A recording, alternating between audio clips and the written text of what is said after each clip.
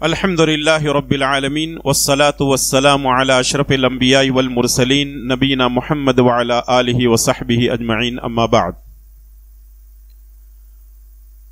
اعوذ باللہ السمیع العلیم من الشیطان الرجیم من ہمزہ ونفخہ ونفثہ احسب الناس ان یترکوا ان یقولوا آمنا وهم لا یفتنون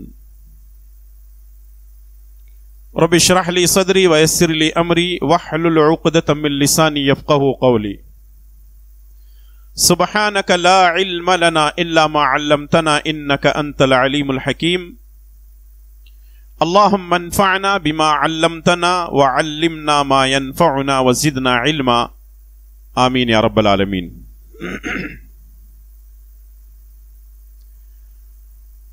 ہر قسم کی تعریف و توصیف اسی اللہ رب ذوالجلال والاکرام کے لیے لائق و زیبا ہے جو ساری کائنات کا تنہا مالک ہے۔ سبحان اللہ و بحمدہ سبحان اللہ العظیم۔ اور درود و سلام ہو میرے اور آپ کے پیارے نبی محمد الرسول اللہ صلی اللہ تعالی علیہ وسلم پر۔ اللہم صلی وسلم وبارک وسلم علی نبینا محمد وعلی آلہ وصحبہ اجمعین۔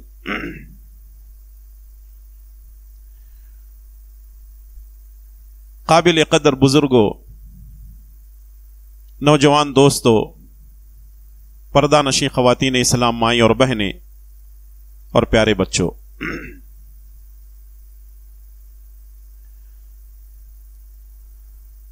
آج کے درس میں ہم یہ جاننے، سمجھنے اور سیکھنے کی کوشش کریں گے کہ فتنہ کسے کہتے ہیں۔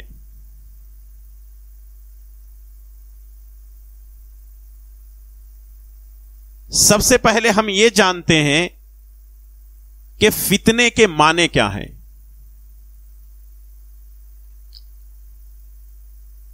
ویسے ہمارے یہاں بول چال میں یہ لفظ استعمال کیا جاتا ہے، فلاں آدمی بہت فتنہ کرتا ہے، فلاں آدمی کے طرف سے بہت فتنہ ہوتا ہے، اس آدمی کا کام ہی ہے فتنے ڈالنا۔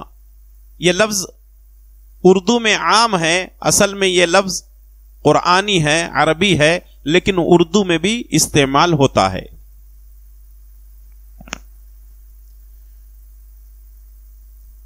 عرب کی جو مشہور لغات کی کتابیں ہیں، ڈکشنریز ہیں، اس کے اندر فتنے کا معنی اور مفہوم یوں بیان کیا گیا ہے کہ سونے اور چاندی کو گرم کیا جاتا ہے، تپایا جاتا ہے، اور اس میں سے کھرے اور کھوٹے کو الگ کیا جاتا ہے، اس کو کہتے ہیں فتن۔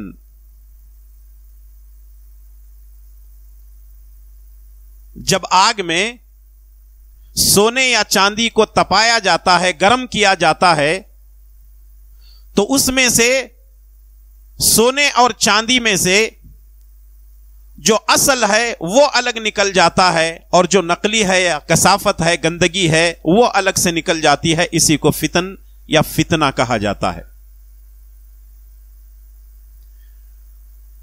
شریعت کی اصطلاح میں فتنہ اس کو کہتے ہیں کہ اللہ تبارک و تعالی انسانوں کو آزماتا رہتا ہے کہ آیا یہ اپنے ایمان میں مضبوط ہے یا کمزور ہے، اور یہ آزمائشیں اللہ تبارک و تعالی کی طرف سے ہوتی ہیں۔ یہ فتنہ اللہ کی طرف سے ہوتا ہے، یعنی انسانوں کو اللہ تبارک و تعالی یہ دیکھنا چاہتا ہے کہ یہ استقامت پر ہے کہ نہیں ہے، آیا یہ دین پر جمع ہوا ہے کہ نہیں ہے، اور جیسے جیسے اللہ تبارک و تعالی انسانوں کو آزماتا ہے، وہ اپنے دین اور ایمان پر پختگی اختیار کرتا ہے، اور جس کو پختگی اختیار نہیں کرنا ہے تو وہ میدان چھوڑ کر بھاگ جاتا ہے۔ ایک عام زبان میں ایک مثال دے کر میں آپ کو سمجھاتا ہوں، سمجھنے کی کوشش کیجئے۔ آپ ایک بکیٹ لے لیں، اس میں کچھ مونگ کے دانے ڈال دیں، ایک مٹھی بھر یا ایک آدھا کلو اس میں ڈال دیں.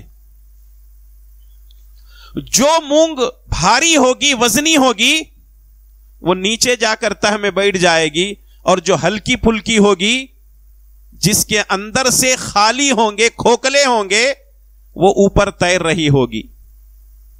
آپ اسی کو آزمائش کہہ سکتے ہیں. جو نیچے بیٹھے ہوئے ہیں وہ مضبوط ہیں، جو بالکل اوپر ہیں، ہلکے ہیں، وہ بالکل کمزور ہیں، ان کی کوئی حیثیت نہیں ہے. ٹھیک یہ فتنہ، یہ آزمائش بھی اسی طرح ہے. اللہ تبارک و تعالی انسانوں کو کسی نہ کسی انداز سے ہم کو آزماتا رہتا ہے. اگر آپ نے اس بات کو سمجھ لیا ہے تو بات کو آگے بڑھاتے ہیں. سورہ عنکبوت کی آیت نمبر 2 میں نے آپ کے سامنے تلاوت کی ہے. اللہ تعالیٰ نے فرمایا احسب الناس ان یترکوا ان یقولوا آمنا، کہ ہم لوگوں کو یوں ہی چھوڑ دیں گے کہ انہوں نے یہ کہا کہ ہم نے ایمان لایا، وہم لا یفتنون، کیا وہ آزمائے نہیں جائیں گے؟ یعنی اگر کوئی آدمی یہ کہتا ہے کہ مجھے اللہ پر ایمان ہے، رسولوں پر ایمان ہے، کتابوں پر فلاں فلاں ساری ایمانیات کو وہ مانتا ہے، اللہ تعالیٰ فرماتا ہے کہ ہم ایسے ہی نہیں چھوڑیں گے بلکہ انسانوں کو آزمائیں گے،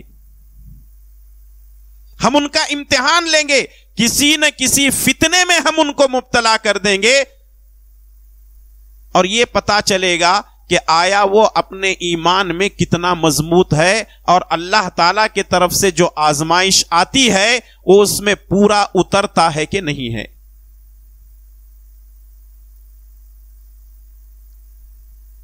جب تک رسول اللہ صلی اللہ علیہ وسلم اس دنیا میں موجود تھے اس وقت بھی فتنے جنم لیتے رہے. ایک تو مشرکین کا فتنہ تھا، دوسرے یہودیوں کا فتنہ تھا، تیسرے عیسائیوں کا فتنہ تھا، چوتھے منافقین کا فتنہ تھا. ان فتنوں کے اندر اللہ کے پیارے نبی جناب محمد الرسول اللہ صلی اللہ علیہ وسلم نے صحابہ کرام کو ایسا درس دیا تھا کہ ہر مشکل وقت میں صحابہ کرام استقامت کے ساتھ رہتے، ان تمام آزمائشوں کو اللہ کے طرف سے سمجھ کر برداشت کرتے تھے. لیکن آج کے دور میں فتنے بہت زیادہ ہیں، ہماری آزمائش ہو رہی ہے، اللہ تعالیٰ کہیں نہ کہیں ہم کو آزما رہا ہے. سوال یہ ہے کہ ہم کیا ان حالات میں ایمان پر قائم ہیں، ایمان پر مضبوطی کے ساتھ جمے ہوئے ہیں، جڑے ہوئے ہیں؟ یہ ہمارے لیے، آپ کے لیے ایک بہت اہم سوال ہے.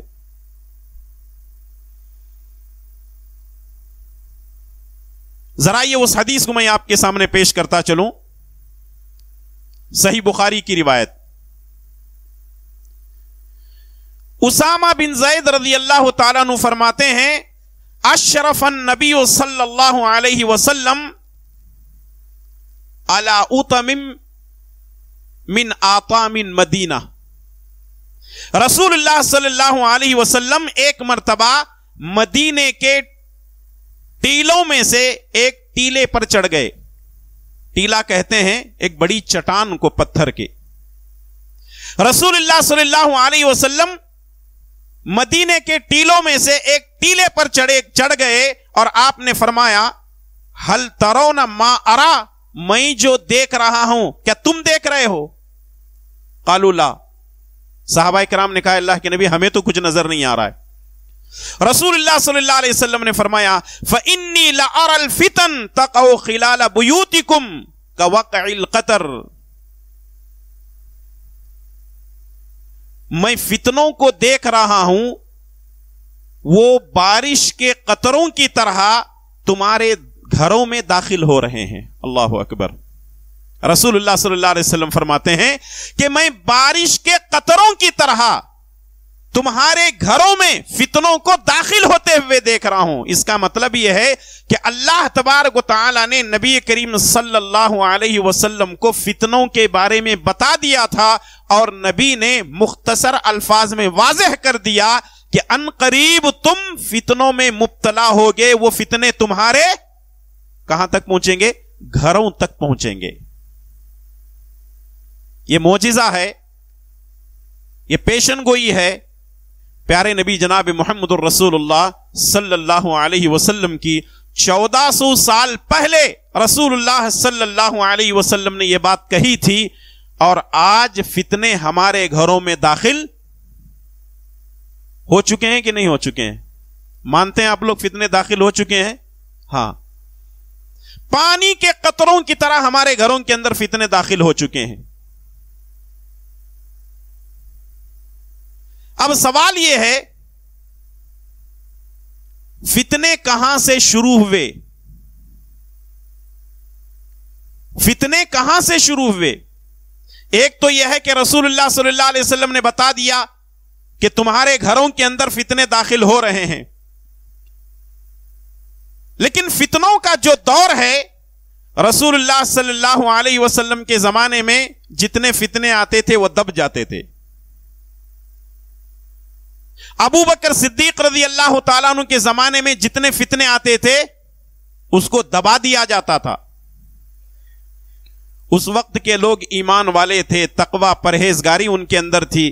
کسی فتنے کو لے کر کے وہ اچھالتے نہیں تھے بلکہ خاموش ہو جاتے, وہ فتنہ خود بخود دب جاتا تھا. عمر رضی اللہ تعالیٰ عنہ کا دور آیا, یہاں سے فتنے شروع ہوئے. کیسے فتنے شروع ہوئے؟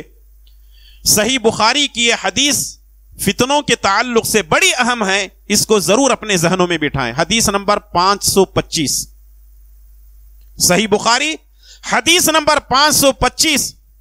حضرت حذیفہ رضی اللہ تعالیٰ عنہ فرماتے ہیں کہ ایک مرتبہ ہم بیٹھے ہوئے تھے, عمر رضی اللہ تعالیٰ عنہ ہمارے پاس آئے اور کہنے لگے, کون ہے تم میں سے جو فتنوں کے بارے میں جانکاری رکھتا ہے, فتنوں کے بارے میں معلومات رکھتا ہے؟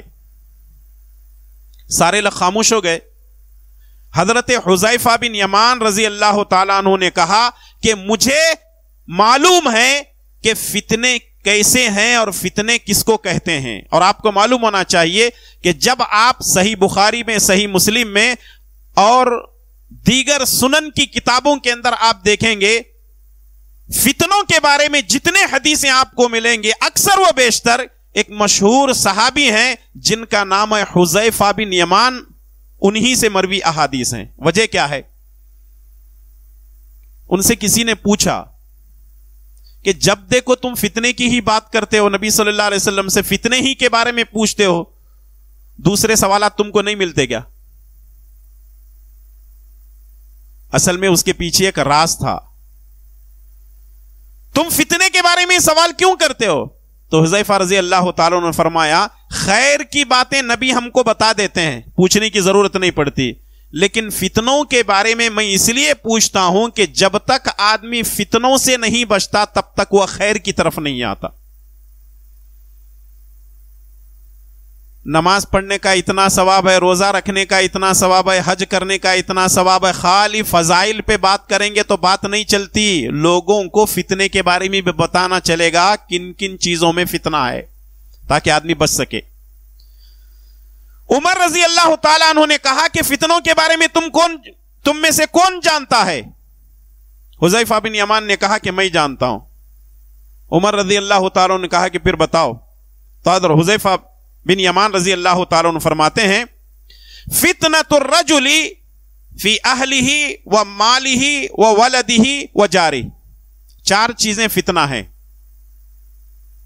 پہلے نمبر پر اس کا اہل, اس کے گھر والے فتنہ ہیں, اس کا مال اس کے لیے فتنہ ہے, اس کی اولاد اس کے لیے فتنہ ہے, اور اس کے پڑوسی اس کے لیے فتنہ ہے. یہ 4 چیزیں حذیفہ بن یمان رضی اللہ تعالیٰ عنہ نے بتلائی. تکفرها الصلاۃ والصوم والصدقہ والامر والنہی. اب آگے کہتے ہیں کہ اگر کوئی آدمی نماز پڑھتا ہے, روزہ رکھتا ہے, صدقہ دیتا ہے, بھلائی کا حکم دیتا ہے, برائی سے روکتا ہے, یہ نیکیاں ان فتنوں کو ڈھانپ لیتی ہیں. انہیں 4 فتنے تو ہیں لیکن 4 چیزیں کرنے کی وجہ سے اللہ تبارک و تعالیٰ ان فتنوں سے ہم کو بچا لیتا ہے. اب عمر رضی اللہ تعالیٰ عنہ کہنے لگتے ہیں لیس ہاکذا ارید، بھئی ایسے فتنوں کی مجھے ضرورت نہیں ہے. حذیفہ بن یمان پوچھتے ہیں پھر کون سے فتنوں کی آپ کو ضرورت ہے؟ عمر رضی اللہ تعالیٰ عنہ کہنے لگتے ہیں وَلَكِنِ الْفِتْنَةُ الَّتِي تَمُوجُ كَمَا يَمُوجُ الْبَحْرُ، میں ان فتنوں کی بات کر رہا ہوں جو سمندر کے موجوں کی طرح ٹھاٹے مارتے ہوئے آتا ہے.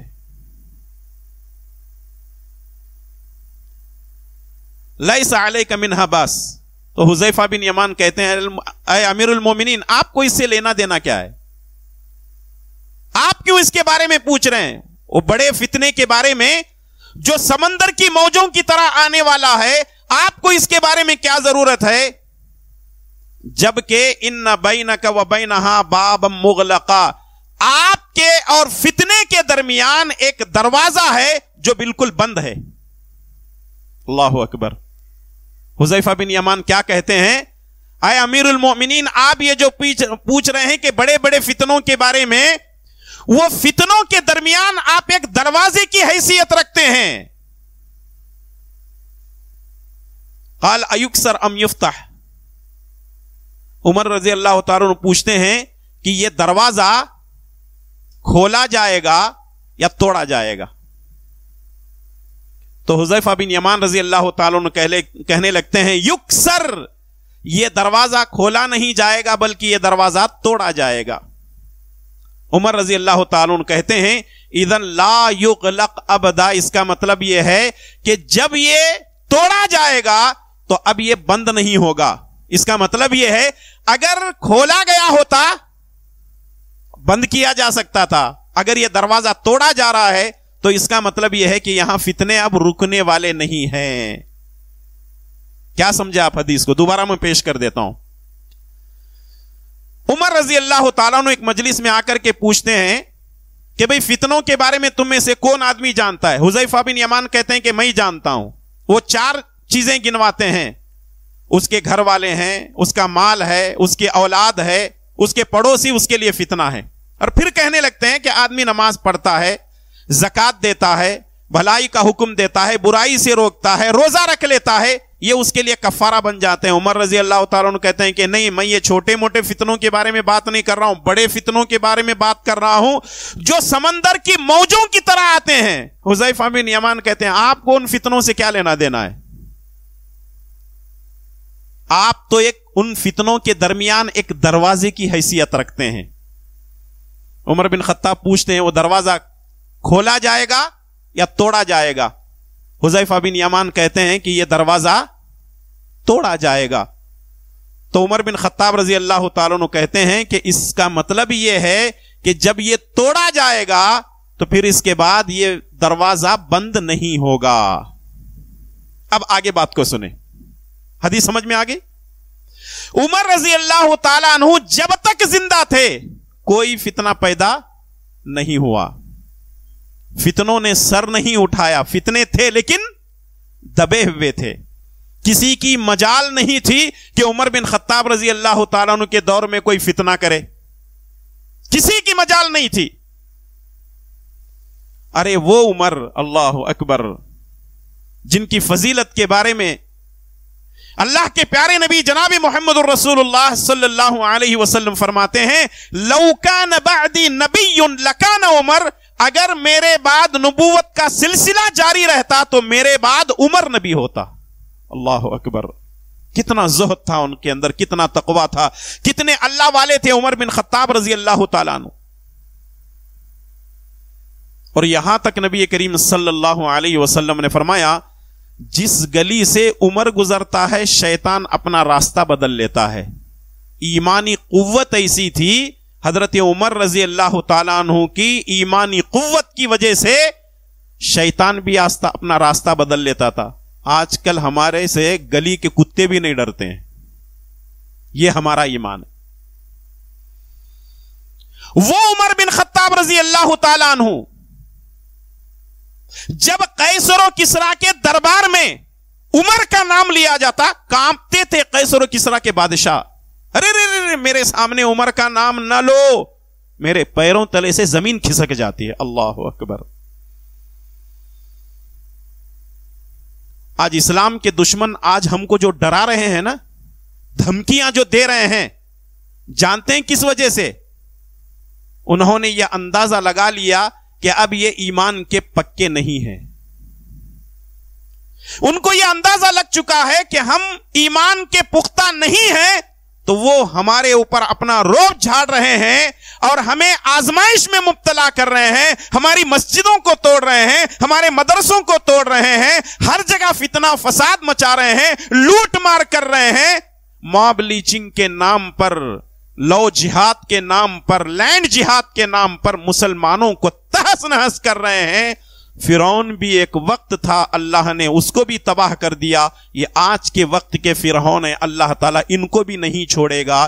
ایک نہ ایک دن اللہ تبارک و تعالیٰ ان کو اپنے مقام پر پہنچا کر رہے گا. یہ ہمارا ایمان ہے انشاءاللہ تبارک و تعالیٰ.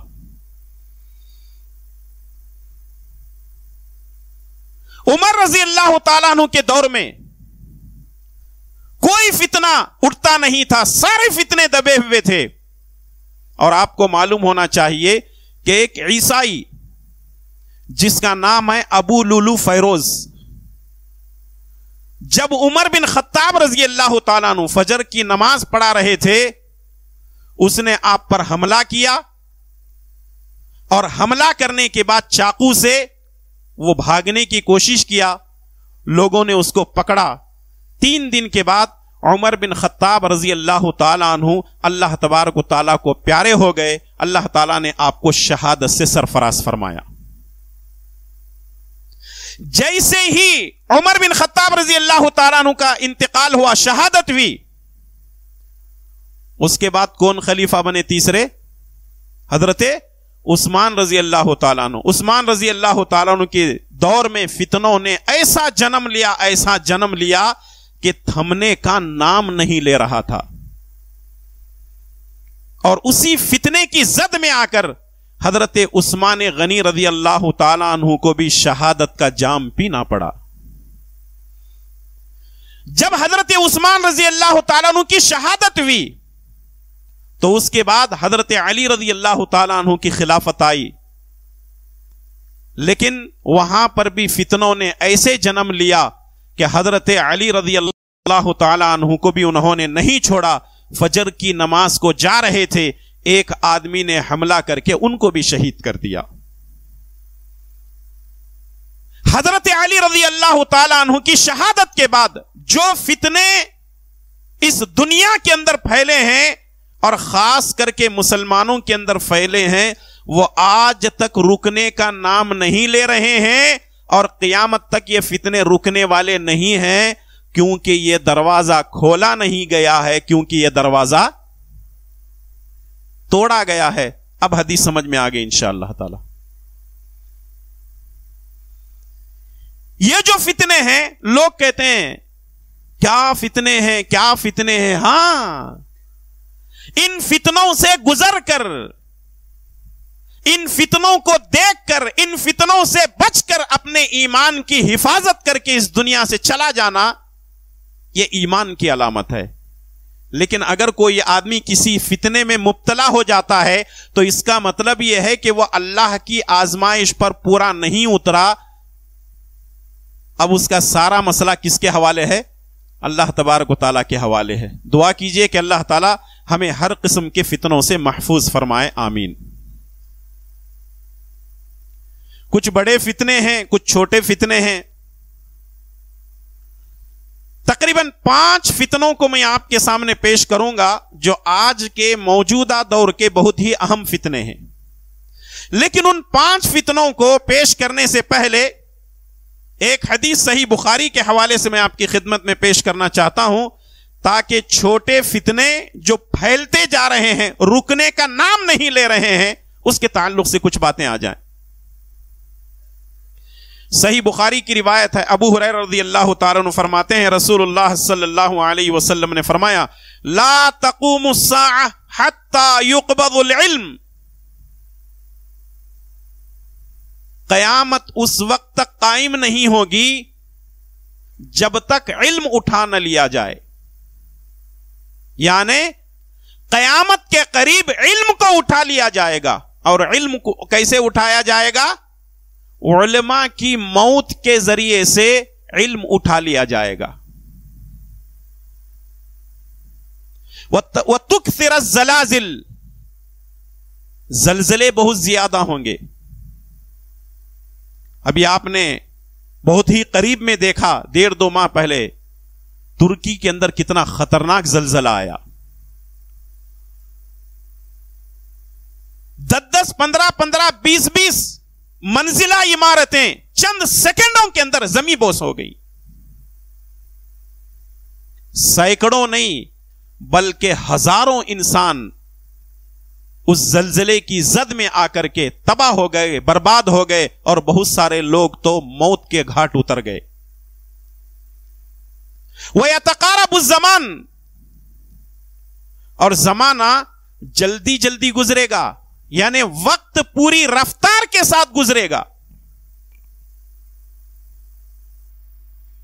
ابھی کل ہی ہمارے منظور بھائی وغیرہ سے 2-3 صاحبوں سے بات چیت ہو رہی تھی. کہہ رہے تھے کہ بچپن میں ہم لوگ پریشان رہتے تھے، یہ وقت کب گزرتا بول کر کے. ہم لوگ جب روزہ رکھتے تھے بچپن میں پریشان رہتے تھے، وقت نہیں گزرتا تھا. اور آج حالات ایسے ہیں، وقت اتنی تیز رفتاری کے ساتھ گزر رہا ہے، پتہ ہی نہیں چل رہا ہے. پلک جھپکتے برابر رمضان کی 23 میں پہنچ چکے ہیں ہم لوگ. بس 1 ہفتے کا یہ مہمان ہے رمضان، یوں چلا جائے گا. جس نے عبادت کر لی اس نے کر لی، اور جو محروم رہا وہ ہمیشہ کے لیے محروم رہ گیا. سوچو آج ہم زمین کے اوپر ہیں، اللہ تعالیٰ کا شکر ہے. اللہ تعالیٰ ایمان کے ساتھ ہم کو زندہ رکھے، ایمان پر موت عطا فرمائے. لیکن اگلے سال ہم کو ملے گا کہ نہیں ملے گا سوائے اللہ تعالیٰ کے کوئی نہیں جانتا ہے. غنیمت جان لو مل بیٹھنے کو، ورنہ موت سر پر کھڑی ہے. وقت اور زمانہ جلدی گزرے گا. وَتَظْهَرَ الْفِتَنُ، فتنے ظاہر ہوں گے. وَيَكْثُرَ الْحَرَجُ، حرج بہت زیادہ ہوگا. صحابہ کرام نے پوچھا اللہ کے نبی یہ حرج کیا چیز ہے؟ نبی صلی اللہ علیہ وسلم نے فرمایا وَهُوَ الْقَتْلُ، القتل، وہ قتل ہے، وہ قتل ہے، وہ مرڈر ہے. لوگ بہت زیادہ ماریں گے لوگوں کو. یہاں تک کہ نبی کریم صلی اللہ علیہ وسلم نے فرمایا ایک وقت انسانوں پر ایسا آئے گا، مارنے والے کو، قتل کرنے والے کو نہیں معلوم کہ میں قتل کیوں کر رہا ہوں، جس کو قتل کیا جا رہا ہے اس کو بھی نہیں معلوم کہ مجھے قتل کیوں کیا جا رہا ہے. ذرا سی دشمنی آج چلتی ہیں تو لوگ فوراً قتل کے فیصلے لے لیتے ہیں. اور کچھ قاتل ایسے موجود ہیں جو پگڑی لے کر، پیسہ لے کر قتل کرتے ہیں. اور اس طریقے سے قتل یہ ایک دھندا، گورکھ دھندا چل رہا ہے. اور یہ ساری کی ساری چیزیں ہم اپنی آنکھوں سے دیکھ رہے ہیں. اور نبی کریم صلی اللہ علیہ وسلم نے فرمایا حتی یکثر فیکم المال فیفیض، تمہارے درمیان دولت اور مال کی اتنی کثرت ہوگی کہ وہ ابل پڑے گا. پہلے ایک 35 سال 40 سال پہلے چلے جائیں آپ، 50 سال پہلے جائیں، لوگوں کے کھانے کے لیے مشکلیں تھی. ایک روٹی کو ترستے تھے، بڑی پریشانیاں ہوتی تھی. لیکن آج آپ دیکھ رہے ہیں الحمدللہ ہر آدمی اچھا کھا رہا ہے، ہر آدمی اچھا پی رہا ہے، اچھا پہن رہا ہے اور اچھی زندگی گزار رہا ہے. اس کا مطلب یہ ہے کہ یہ تو کم ہے، اور بھی آگے ایسا زمانہ آنے والا ہے جہاں دولت اور زیادہ آئے گی. اور نبی کریم صلی اللہ علیہ وسلم نے فرمایا تھا کہ میری امت کا یہی حال ہوگا، دولت کی وجہ سے ہلاک ہوگی. وہ آگے حدیثیں آ رہی ہیں. تو معلوم کیا ہوا کہ یہ دور جو ہے یہ فتنوں کا دور ہے. یہ دور کس کا ہے؟ فتنوں کا دور ہے. ان فتنوں کے دور میں ہر آدمی، ہر مرد، ہر عورت، ہر بزرگ اور نوجوان اپنے آپ کو فتنوں سے بچانے کی کوشش کرے. اگر ہم نے اپنے آپ کو فتنوں سے نہیں بچایا اگر فتنوں کے اندر ہم ملوث ہو گئے تو اس کا مطلب یہ ہے کہ آخرت تو ہماری برباد ہو رہی ہے، دنیا بھی برباد ہو جائے گی. یا اگر یہ مان کر کے چلتے ہیں کہ فتنوں میں ملوث ہونے کی وجہ سے دنیا بڑی اچھی بن رہی ہے لیکن آخرت ہمارے ہاتھ سے نکل جائے گی، ہمارا اصل ٹھکانہ دنیا نہیں ہے، ہمارا اصل ٹھکانہ آخرت ہے، اور آخرت میں بھی اصل ٹھکانہ ہمارا جنت ہے، اس کو حاصل کرنے کی کوشش کرنا ہے. وہ 5 فتنوں میں سے پہلا فتنہ، اگر میں آپ سے سوال کروں کہ سب سے بڑا فتنہ کون سا ہے تو آپ کیا جواب دیں گے؟ کوئی بات نہیں، اگر آپ غلط بھی جواب دے دیں گے، میں لکڑی لے کے ڈنڈا لے کے نہیں بیٹھا ہوں. اگر آپ سے سوال کیا جائے اس روئے زمین کا سب سے بڑا فتنہ کون سا ہے تو آپ کیا جواب دیں گے؟ جی آپ آہستہ بول رہے ہیں یا میں کم سن رہا ہوں؟ جی موبائل. اللہ اکبر، لا حول ولا قوت الا باللہ. جی اور پیسہ. لیکن پہلے نمبر کا فتنہ ہے وہ، آج اس کو ہم نہیں سمجھ رہے ہیں. ٹھیک ہے، ماشاءاللہ آپ نے کوشش کی بات کو بتانے کی، سمجھنے کی. سب سے بڑا اس روئے زمین کا سب سے بڑا اگر کوئی فتنہ ہے تو وہ شرک ہے. اس سے بڑا فتنہ کون سا بھی نہیں ہے. اللہ تعالیٰ کیا فرماتا ہے؟ ان الشرک لظلم عظیم. یہ سب سے بڑا ظلم ہے اللہ کی ذات پر، لوگ شرک کر رہے ہیں. شرک ہے، کفر ہے، منافقت ہے، یہ سب سے بڑے فتنے ہیں، لوگ اس کو سمجھنے کو تیار نہیں ہے. میں درمیان میں ایک واقعہ بھول گیا، کل یا پرسوں کی بات ہے، 2-3 دن پہلے کی بات ہے. نیو یارک کے اندر ایک مسجد میں، مسجد کا نام ہے عمر بن خطاب رضی اللہ تعالیٰ عنہ، وہاں کے امام نماز پڑھا رہے تھے. جس طریقے سے عمر بن خطاب رضی اللہ تعالیٰ عنہ کو ابو لولو فیروز نے شہید کیا تھا، اسی طریقے سے ایک آدمی چاقو لے کر کے اس کو گھونپ دیا امام صاحب کو، اور وہیں ان کی موت ہو گئی. یہ اور بات ہے کہ اس کو پکڑ لیا گیا. یہ کل یا پرسوں کی بات ہے. ذرا سوچیں اور غور کریں کیا ہو رہا ہے آج. شرک سب سے بڑا فتنہ ہے اور لوگ سمجھنے کو تیار نہیں ہے. آج فجر کی نماز کے بعد میں نے جو درس دیا ہے اس کے اندر کچھ چیزیں یہاں میں دوبارہ آپ کے سامنے پیش کرنا چاہتا ہوں. ہمارے گلی محلے میں اگر کوئی شراب پیتا ہے، کوئی ڈرگس کا استعمال کرتا ہے تو اس کو عیب سمجھتے ہیں. اگر کوئی زناکاری کرتا ہے اس کو عیب سمجھتے ہیں. اگر کوئی جوا کھیلتا ہے تو اس کو عیب سمجھتے ہیں. اور بھی بے ایمانی کرتا ہے، لوگوں کو ٹوپیاں ڈالتا ہے تو اس کو عیب سمجھتے ہیں. لیکن ہمارے محلے کے اندر ہنگامہ ہوتا ہے، فلاں آدمی شراب پی رہا، دیکھو روکو اسے، فلاں وہ مولانا کے پاس لے کے جاؤ، فلاں ڈاکٹر کے پاس لے کے جاؤ، زناکاری کی بات. یہ ساری برائیاں اپنی جگہ ہیں، لیکن ہمارے محلے کے اندر اگر شرک ہو رہا ہے تو کوئی روکنے کے لیے تیار نہیں ہوتا ہے. اور عجیب بات یہ ہے کہ پہلے لوگ قبروں کو پوجتے تھے، اب مسلمان درختوں کو پوجنے لگے ہیں، جھنڈے کٹے کو پوجنے لگے ہیں، اور یہ کہتے ہیں کہ یہ محبوب سبحانی کا کٹا ہے. میرے بھائیو اور دوستو، یہ شرک نہیں ہے، یہ کفر نہیں ہے، تو پھر کس کو بولیں گے شرک؟ ہم شرک پر کبھی فائٹ نہیں کرتے. اللہ کی ذات میں لوگوں کو شریک کیا جا رہا ہے، انسانوں کو، درختوں کو، پتھروں کو شریک کیا جا رہا ہے، زندے اور مردوں کے سامنے سجدے ہو رہے ہیں، اور ہم اتنے بے غیرت ہو چکے ہیں کہ ساری چیزوں کو اپنی آنکھوں سے دیکھ کر کے آنکھیں موند کر کے نکل جاتے ہیں. کیا اللہ تبارک و تعالیٰ کے پاس ہمارا حساب و کتاب نہیں ہوگا؟ اللہ تبارک و تعالیٰ ہم سے سوال نہیں کرے گا کہ تیری آنکھوں کے سامنے شرک ہو رہا ہے، تو نے کیا کیا؟ اگر اللہ تعالیٰ نے آپ کو علم دیا ہے تو علم کے ذریعے سے روکیے. اگر اللہ تعالیٰ نے آپ کو دولت دیا ہے، دولت کے ذریعے سے اس کو روکیے. اگر اللہ تعالیٰ نے آپ کو طاقت دیا ہے، طاقت کے ذریعے سے روکیے. اگر اللہ تعالیٰ نے آپ کو سیاست دیا ہے، سیاست سے روکیے. جو بھی ذریعہ ہو سکتا ہے شرک کا سدے باب بننے کی کوشش کیجئے. ورنہ یاد رکھیے، اگر آپ یہ سمجھتے ہیں کہ میں صرف گناہوں سے بچا ہوا ہوں، میں شرک سے بچا ہوا ہوں، اللہ تعالیٰ کا جب عذاب آتا ہے تو گیہوں کے ساتھ گھن بھی پیسا جاتا ہے. اسی لیے اللہ تبارک و تعالیٰ نے سورہ بقرہ کی آیت نمبر 191 میں فرمایا وَالْفِتْنَةُ أَشَدُّ مِنَ الْقَتْلِ. فتنہ جو ہے وہ قتل سے بھی بڑا ہے, قتل سے بھی سخت ہے. ایک جگہ اللہ تعالیٰ نے فرمایا وَالْفِتْنَةُ أَكْبَرُ مِنَ الْقَتْلِ. قتل سے بھی بڑا کیا ہے؟ فتنہ کیا ہے؟ فتنہ کس کو کہتے ہیں؟ شرک کو فتنہ کہا گیا ہے. سب سے بڑا فتنہ کیا ہے؟ شرک ہے. یہ آیتیں اس پر دال ہیں. اسی لیے اللہ کے پیارے نبی جناب محمد الرسول اللہ صلی اللہ علیہ وسلم نے مکے والوں کو, مکے کے مشرکین کو یہ نہیں کہا نماز پڑھو, روزہ رکھو, حج کرو, زکات دو, صدقہ خیرات دو, قربانی کرو. یہ نہیں کہا. نبی صلی اللہ علیہ وسلم نے فرمایا لا الہ الا اللہ تفلحو. لا الہ الا اللہ کہو, کامیاب ہو جاؤ گے.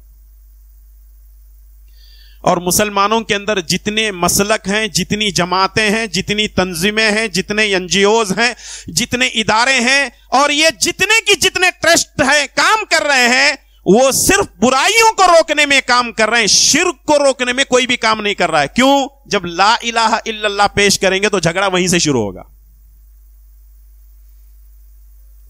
دنیا کا سب سے بڑا فتنہ شرک ہے, اور دنیا کی سب سے بڑی نیکی اگر کوئی ہے تو وہ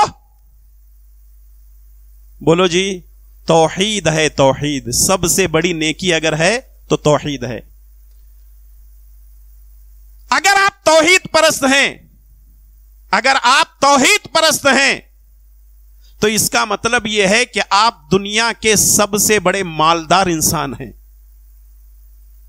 اگر آپ توحید پرست ہیں تو آپ دنیا کے سب سے بڑے مالدار انسان ہیں. اور اگر آپ کے پاس توحید نہیں ہے تو آپ دنیا کے 1 نمبر کے قلاش اور بھکاری ہیں. یاد رکھیے یہ بات. توحید پرست سب سے بڑا مالدار ہے, مشرک سب سے بڑا گنہگار ہے. اس لیے اپنے آپ کو توحید کے راستے پر لائیے, شرک سے اپنے آپ کو بچائیے, کیونکہ یہ اتنا خطرناک ہے. اللہ تبارک و تعالیٰ نے فرمایا ان اللہ لا یغفر ان یشرک بہ ویغفر ما دون ذلک لمن یشاء ومن یشرک باللہ فقد ضل ضلالا بعیدا. اللہ اکبر. اللہ تعالیٰ شرک کے علاوہ ہر گناہ کو معاف کر دیتا ہے. ویغفر ما دون ذلک لمن یشاء ومن یشرک باللہ, اور اگر کوئی شرک کرتا ہے فقد ضل ضلالا بعیدا, دور کی گمراہی میں جا کر کے گرا. کون؟ مشرک, شرک کرنے والا. سورہ مائدہ کی آیت نمبر 72 میں اللہ نے فرمایا انہ من یشرک باللہ فقد حرم اللہ علیہ الجنہ. اگر کوئی شخص شرک کرتا ہے تو جنت اس پر حرام ہے. ومأواہ النار, اس کا ٹھکانہ جہنم ہے. وما للظالمین من انصار, ایسے ظالموں کا کوئی مددگار نہیں ہے. یہاں تک کہ اللہ تعالیٰ نے سورہ انعام کی آیت نمبر 88 میں 18 نبیوں کا ذکر کرنے کے بعد فرمایا وَلَوْ أَشْرَكُوا لَحَبِطَ عَنْهُمْ مَا كَانُوا يَعْمَلُونَ. اگر یہ 18 انبیاء علیہم السلام بھی شرک کریں گے تو ہم ان کے نیکیوں کو بھی برباد کر دیں گے. شرک کرنے کی وجہ سے جب نبیوں کی نیکیاں اکارت ہو سکتی ہیں, برباد ہو سکتی ہیں, تو شرک کرنے کی وجہ سے ہماری نیکیاں محفوظ رہیں گی؟ ہرگز نہیں. تو اس لیے اپنے آپ کو شرک سے بچائیے. اور اس دنیا کا سب سے بڑا اگر فتنہ ہے تو وہ شرک ہے, وہ کفر ہے, وہ منافقت ہے. ان تمام چیزوں سے بچنا ہمارے لیے بہت ضروری ہے. دوسرا فتنہ ہے, کیا ہو سکتا ہے؟ دوسرا سب سے بڑا فتنہ وہ ہے مسیح دجال کا فتنہ. اب اس کی اہمیت کا اندازہ صحیح بخاری کی اس حدیث سے آپ لگائیے. اللہ کے پیارے نبی جناب محمد الرسول اللہ صلی اللہ علیہ وسلم ایک مرتبہ ممبر پر کھڑے ہوتے ہیں, اللہ تعالیٰ کی تعریف کرتے ہیں جیسے اللہ تبارک و تعالیٰ کی شان کے لائق ہے. پھر اس کے بعد دجال کا ذکر کرتے ہیں اور کہتے ہیں انی انذرکموہ वमा मिन नबिय्यिन इल्ला क़द अंज़रहु क़ौमहु लक़द अंज़रहु नूहुन क़ौमहु वलाकिन सअक़ूलु लकुम फ़ीही क़ौला लम यक़ुलहु नबिय्युन लिक़ौमिही अन्नहु अअवर व अन्नल्लाह लैसा बिअअवर। मैं एक ऐसे शख्स के बारे में तुम्हारे से जिक्र करने जा रहा हूं, हर नबी ने अपनी उम्मत को इस फितने से डराया है, यहां तक कि नूह अलैहिस्सलातु वस्सलाम ने भी अपने उम्मत को दज्जाल के फितने से डराया है, और किसी नबी ने उसकी निशानी नहीं बताई। मैं तुमको बताता हूं अन्नहु अअवर, वो काना है, व अन्नल्लाह लैसा बिअअवर, जिसको तुम अपना अल्लाह मानते हो, अपना रब मानते हो, वो काना नहीं है। दज्जाल क्या है? काना है। काना दज्जाल उसको कहते हैं। और आपको मालूम होना चाहिए कि दज्जाल आज दुनिया में मौजूद है। दज्जाल दुनिया में मौजूद है, आपको मालूम होना चाहिए। मुख्तलिफ अहादीस को मैं सामने रखते हुए आपके सामने यह मजमून पेश करने जा रहा हूं। कुछ लोग जो मक्का से या मदीना से सफर करके किसी दूसरे मुल्क जा रहे थे, तूफानी हवाएं चली और उस वक्त की जो कश्तियां होती थी वो बादबानी कश्तियां होती थी, हवा के साथ चला करती थी। तूफानी हवाएं चली, बारिश आई, गरज बिजलियां होने लगी, उनकी कश्ती एक जजीरे पे चलेगी जहां उनको मालूम ही नहीं था। जब वहां पर गए तो एक औरत सामने आई जो बड़े बालों वाली थी। कहने लगे तुम अरब से आए हो? कहा हां हम अरब के लोग हैं। चलो आओ मैं तुम्हें एक आदमी से मिलाती हूं। वो लोग गए, जाने के बाद जो देखते हैं कि एक लंबा ऊंचा आदमी, उसकी सिर्फ एक आंख है, बेड़ियों में जकड़ा हुआ है। पहला सवाल करता है क्या तुम अरबी हो? हां हम अरबी हैं।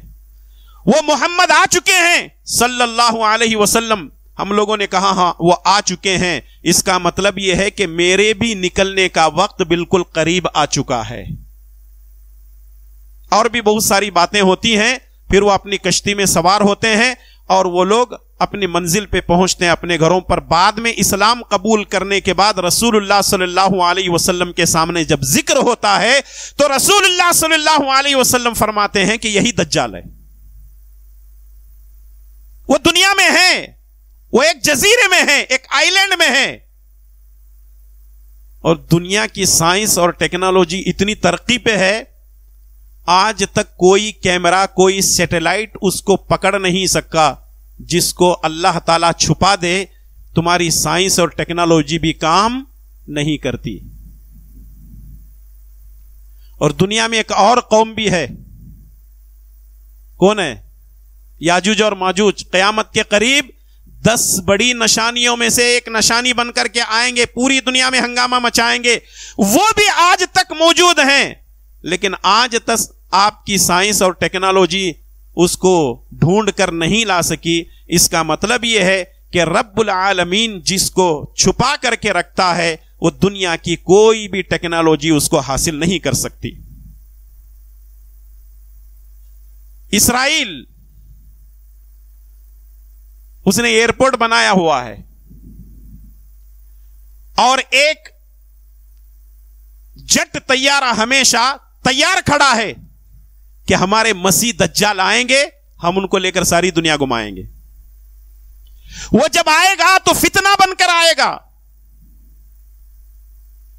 सारी दुनिया घूमेगा, सिवाय मक्का और मदीने के दाखिल नहीं हो सकेगा। फरिश्ते उसको रहमत के दाखिल होने नहीं देंगे, रोक देंगे। सारी दुनिया घूमेगा, लोगों से कहेगा बारिश होना, लोग बोलेंगे हां, आसमान की तरफ देखेगा बारिश नाजिल हो जाएगी। यह फितना। लोगों को पूछेगा कब्र से तेरे बाप को जिंदा करूं क्या? लोग बोले हां जिंदा कर। कब्र को हुक्म देगा, चीर फाड़ करके उसका बाप जिंदा हो जाएगा। यह फितना बनकर आएगा। उसकी एक हाथ में जन्नत होगी, दूसरे हाथ में जहन्नम होगी। बातें यकीन करने को नहीं आ रही ना? مولانا کیسے ہو سکتا ہے؟ لیکن میری بات پہ یقین نہ کرو، نبی کے بات پہ تو یقین ہے۔ اللہ اکبر، ہم ہر کسی کی بات کو جھٹلا سکتے ہیں، لیکن صادق المصدوق محمد الرسول اللہ صلی اللہ علیہ وسلم کی کسی بات کو ہم جھٹلا نہیں سکتے، انکار نہیں کر سکتے۔ جو اس کی بات کو مانے گا جنت میں ڈالے گا، وہ جنت نہیں دوزخ ہوگی۔ جو اس کی بات کا انکار کرے گا اس کو جنت میں ڈالے گا، وہ جنت نہیں بلکہ جہنم ہوگی۔ اور یہ کمزور ایمان والے جو درختوں کو دیکھ کر پھسل جاتے ہیں، قبروں کو دیکھ کر پھسل جاتے ہیں، پتھروں کو دیکھ کر پھسل جاتے ہیں، جبے قبے کو دیکھ کر کے پھسل جاتے ہیں، کسی چمتکار کو دیکھ کر کے راکھ تھی پھول بنا کے دے دیا، ارے کیا بابا ہیں آپ کے جیسا بابا میں نے کسی کو دیکھا ہی نہیں ہے۔ ایسے گندے عقیدے والے، ایسے کمزور ایمان والے اس کے قدموں پہ پڑ جائیں گے اور کہیں گے تو بہت بڑا خدا ہے، لیکن اس خدا کا ستیہ ناش کریں گے، اس کو قتل کریں گے حضرت عیسیٰ علیہ الصلوۃ والسلام۔ قیامت کی 10 بڑی نشانیوں میں سے ایک دجال بھی ہے، یاجوج ماجوج بھی ہے، اور حضرت عیسیٰ علیہ الصلوۃ والسلام بھی ہے۔ یہ دنیا میں فتنہ بن کر کے آئے گا۔ اسی لیے آپ دیکھیں صحیح بخاری کی روایت ہے، اما عائشہ رضی اللہ تعالیٰ عنہ فرماتی ہیں اللہ کے پیارے نبی جناب محمد الرسول اللہ صلی اللہ علیہ وسلم ہر نماز میں مسیح الدجال کے فتنے سے پناہ مانگا کرتے تھے۔ دعا یاد ہے آپ لوگوں کو، اللہم انی اعوذ بک من عذاب القبر واعوذ بک من فتنة المسیح الدجال واعوذ بک من فتنة المحیا وفتنة الممات اللہم انی اعوذ بک من المأثم والمغرم۔ نبی صلی اللہ علیہ وسلم جہاں قبر کے فتنے سے پناہ مانگ رہے ہیں تو وہیں مسیح الدجال کے فتنے سے پناہ مانگ رہے ہیں۔ تو اس لیے میرے بھائی اور دوستو، میری مائیں اور بہنیں، ان فتنوں کو سمجھنے کی کوشش کریں۔ یہ جو دجال کا فتنہ ہے، اس سے بچنے کے لیے اللہ کے پیارے نبی جناب محمد الرسول اللہ صلی اللہ علیہ وسلم نے ایک تو فرمایا کہ ان دعاؤں کو نمازوں میں پڑھا کرو، چاہے وہ نماز فرض ہو، سنت ہو، نفل ہو۔ اور ساتھ میں نبی کریم صلی اللہ علیہ وسلم نے فرمایا اگر کوئی آدمی جمعہ کے دن سورہ کہف کی تلاوت کرتا ہے، دوسرے جمعہ یعنی اگلے جمعہ سے پہلے دجال اگر آ جاتا ہے تو یہ سورہ کہف کو پڑھنے کی برکت سے اللہ تبارک و تعالی دجال کے فتنے سے محفوظ فرما دے گا۔ اگر آپ لوگ پڑھ رہے ہیں الحمدللہ بہت اچھی بات ہے، اگر آپ پابندی نہیں کر رہے ہیں تو پابندی کیجئے، کہیں ایسا نہ ہو کہ دجال آ جائے اس کے فتنے میں ہم مبتلا ہو جائیں۔ بعض روایتوں میں پوری سورہ کہف پڑھنے کے بارے میں جو ہے نبی صلی اللہ علیہ وسلم کا فرمان ہے، بعض روایتوں میں پہلی 10 آیتیں یا آخری 10 آیتوں کا بھی ذکر ہے۔ ان تمام احادیث کو جمع کرنے کے بعد معلوم یہ ہوتا ہے کہ رسول اللہ صلی اللہ علیہ وسلم نے دجال کے فتنے سے پناہ مانگنے کی دعائیں ہم کو سکھائی ہیں۔ رسول اللہ صلی اللہ علیہ وسلم نے ہمیں اس کی طرف اشارہ کیا ہے کہ اگر تم دجال کے فتنوں سے بچنا چاہتے ہو تو یہ چیزیں کرو، بچ پاؤ گے۔ دعا کریں کہ اللہ تعالی ہم سب کو دجال کے فتنے سے بچائے، آمین۔ تیسرا فتنہ جو آج کے دور کا سب سے بڑا فتنہ ہے، اور وہ فتنہ ہے مال کا فتنہ۔ دیکھیے، ایک آدمی کے پاس اگر مال ہے تو اس مال کو صحیح حفاظت کرتے ہوئے صحیح جگہ خرچ کرے تو وہی مال اس کے لیے جنت میں جانے کا ایک ذریعہ ہے۔ لیکن اگر آدمی مال کو صحیح طریقے سے استعمال نہیں کرتا ہے تو مال اس کے لیے فتنہ بن جاتا ہے، اس کی دنیا اور آخرت دونوں تباہ و برباد ہو جاتے ہیں۔ مال کوئی بری بات نہیں ہے، بظاہر مال کوئی بری بات نہیں ہے، اس کے استعمال پر ساری چیزیں ہیں۔ مثال کے طور پر ہمارے گھروں میں چاقو رکھی ہوئی ہے، چاقو رکھنا بری بات ہے نہیں، اس کے استعمال پر ہے۔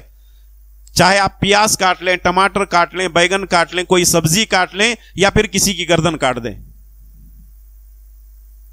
جب تک وہ سبزی گوشت کاٹ رہی ہے وہ فتنہ نہیں ہے. جب کسی کی گردن کاٹ رہی ہے وہ چاقو بھی فتنہ بن جاتی ہے. مال بظاہر بری چیز نہیں ہے, لیکن جب آدمی مال کے فتنے میں ملوث ہو جاتا ہے تو پھر آدمی جو ہے اس فتنے میں ملوث ہو کر کے دنیا میں تو ہو سکتا ہے کہ چند دنوں کے لیے کامیاب ہو جائے, لیکن اسی مال کے غلط استعمال سے آدمی کہاں جائے گا؟ جہنم میں جائے گا.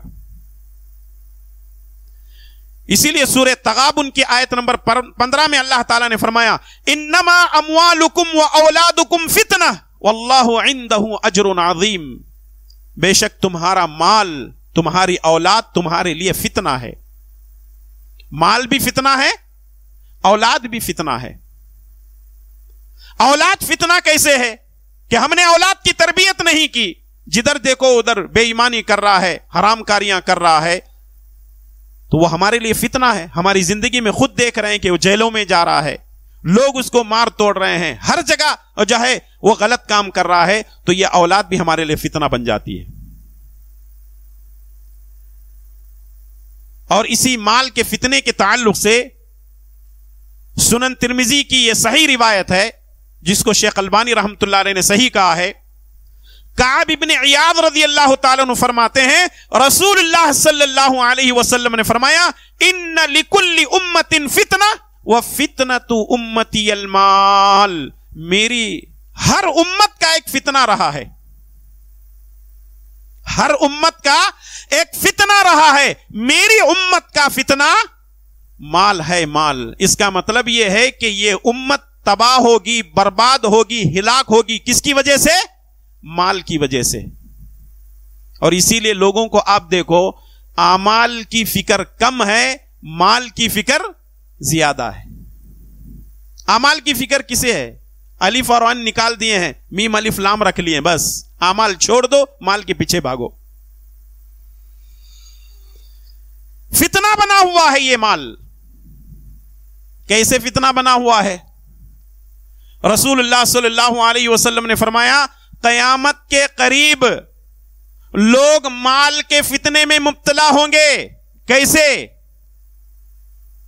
ان کی کمائی حلال کی نہیں ہوگی, ان کی کمائی حرام کی ہوگی. اگر کوئی آدمی کمائی حرام کی رکھتا ہے اس کا مطلب وہ مال اس کے لیے فتنہ بن گیا. اگر کوئی آدمی کماتا حلال سے ہے, خرچ حرام میں کرتا ہے, تب بھی اس کے لیے مال فتنہ بن گیا. اب ان دونوں کو ملا لیں, کمائی بھی حلال کی ہو, خرچ بھی حلال میں ہو, تب وہ آدمی فتنے سے بچے گا. صحیح الجامع کی روایت ہے اثنتان یکرہہما ابن آدم. دو چیزیں ایسی ہیں جو ابن آدم انسان پسند نہیں کرتا ہے. دو چیزیں ایسی ہیں جسے انسان پسند نہیں کرتا. یکرہ الموت, انسان موت کو پسند نہیں کرتا. لمبی موت رہنا, 60-70 سال کیا ہے, 100 رہنا تھا, 200 400 500 رہنا تھا. وہ حضرت نوح علیہ السلام کی تھی نا 950 سال. ارے اتنی زندگی رہتی تو اچھا رہتا تھا. اچھا 60-70 سال کی عمر میں انسان اتنے فتنے کر رہا, اگر حضرت نوح علیہ السلام کی اس کو عمر مل گئی تو پھر کتنے فتنے کرتا. 60-70 سال کی زندگی گزارنے کے لیے لوگوں کو ٹوپیاں ڈال رہا, لوگوں کا قتل کر رہا, لوگوں کو دبا رہا, لوگوں کا حق چھین رہا, اپنے بھائی کا حق بھی چھین رہا, اپنے ارے بولو جی بہن کا حق بھی چھین رہا. ہاں, وراثت میں دینے کو تیار نہیں. ہمارا باور ہے جب میں کرتا تھا پورا کام, یہ سب میرا ہے, پوری دولت کے اوپر ازدے کی طرح بیٹھ جاتا. کہتا میں نہیں دوں گا, اما بابا شادی کرے گی نہیں تیری, اب تجھے کیا بھی ملنے والا نہیں, یہ لے 10,000 روپے. ارے بھیک دے رہا ہے, حق دینا بہن کو, بھیک کیوں دے رہا ہے؟ وراثت میں بہن کے 10 لاکھ روپے 12 لاکھ روپے بنتے ہیں. کہتا ہے 10,000 لے لے, سائن کر کو جا. اچھا یہاں ایک اور بات بھی آتی, کیا ہے؟ تو بڑی بہنوں کو بڑا دل کرنا, बड़ी बहनों को बड़ा दिल करना, अल्लाह के वास्ते माफ नहीं कर सकती क्या? अच्छा, यह काम तू नहीं कर सकता क्या बहन के वास्ते? पूरी दौलत बहन को दे, अल्लाह के वास्ते तू माफ कर, ये मेरी बहन लेके जा, तू बड़ी है। हां, दूसरों से उम्मीद रखता, उन्हें माफ करना, खुद माफ करने को तैयार नहीं होता, हड़प करने को तैयार हो जाता। अच्छा, लोग इतने हजारों नहीं लाखों करोड़ों खाते हैं, एक डकार भी नहीं लेते। कैसा हजम करते हैं कि रे बाबा आज तक मुझे समझ में नहीं आया। क्या क्या खा रहे हैं लोग, हराम का इतना खा रहे हैं। और खास करके विरासत के मामले के अंदर आज लोग शरीयत पर अमल नहीं कर रहे हैं, मनमानी कर रहे हैं। अल्लाह ताला के पास पकड़े जाओगे, पूछे जाओगे, जवाब देने के लिए तैयार हो। अभी भी वक्त है, बहनों का हक दे दो, बहनों का हक दे दो, भाइयों का हक दे दो, जो विरासत में तकसीम होती है उनका हक दे दो। माफी मांग लो, तौबा और इस्तिगफार करके मरो, वरना फिर अल्लाह ताला के पास अल्लाह की पकड़ से नहीं बच सकोगे। इन्न बत्श रब्बिका लशदीद, तुम्हारे रब की जो पकड़ है वो बड़ी सख्त है। ये बातें मैं इसलिए बता रहा हूं क्योंकि लोगों को हम देख रहे हैं, उनके सामने फतवे ला करके रखे गए। जामिया सल्फिया बनारस से फतवा ला करके रखा गया, नहीं मानते। जामिया मोहम्मदिया रायदुर्ग से फतवा ला करके रखा गया, नहीं मानते। जामिया दारुस्सलाम उमराबाद से फतवा ला करके रखा गया, नहीं मानते। जामिया मोहम्मदिया मंसूरा मालेगांव से फतवा ला करके गया, नहीं मानते। फिर तुम किसको मानते हो? विरासत के मामले के अंदर, और मुझे यह कहने की इजाजत दीजिए, सारी बेईमानियां अहले हदीस कर रहे हैं। मैं दूसरों की बात नहीं करता, दूसरों जमात वालों की बात मैं नहीं करता, और मैं घर का भेदी हूं, अपनों को ही डांटूंगा, दूसरों को नहीं डांटूंगा इन मामलात के अंदर। खुद अहले हदीस ये बेईमानी कर रहे हैं, अपने बहनों का, अपने भाइयों का, अपनी मां का हक नहीं दे रहे हैं। ए अम्मा मेरे पास रतीली, मैं संभाल लेता हूं। हाँ, 40 लाख निकलते हैं तेरी अम्मा के, और तू जो है महीने में 10,000 रुपए खर्चा करके समझता है कि मैं अम्मा को पाल रहा हूं। तू क्या पालेगा? तेरी मां तुझे पाल रही है, तेरे बाप तुझे अब तक पाल करके गया है, तू अपने मां बाप को क्या पालेगा? मेरे भाइयों और दोस्तों, बातें कड़वी जरूर हैं, लेकिन मेरी इन कड़वी बातों से सख्त अल्लाह ताला का अजाब है, इसलिए अल्लाह ताला से डरो। जिसका जो हक है वो दे दो, वरना फिर याद रखो अल्लाह तबारक व तआला न नमाजों को कबूल करता है, न रोजों को कबूल करता है, न नेकियों को। अब लोग क्या करते हैं, बहनों का, भाइयों का हक मार रहे हैं, जमात वालों को दावत कर रहे हैं। रमजान के महीने क्या रोजेदारों को खिला रहा हूं भाई, नेकी हासिल करने के वास्ते। कोई नेकी नहीं मिलने वाली नहीं है। हराम का तुम खिला रहे हो, खा लेने में कोई हरज नहीं है, आप खा लो। गुनहगार कौन होगा?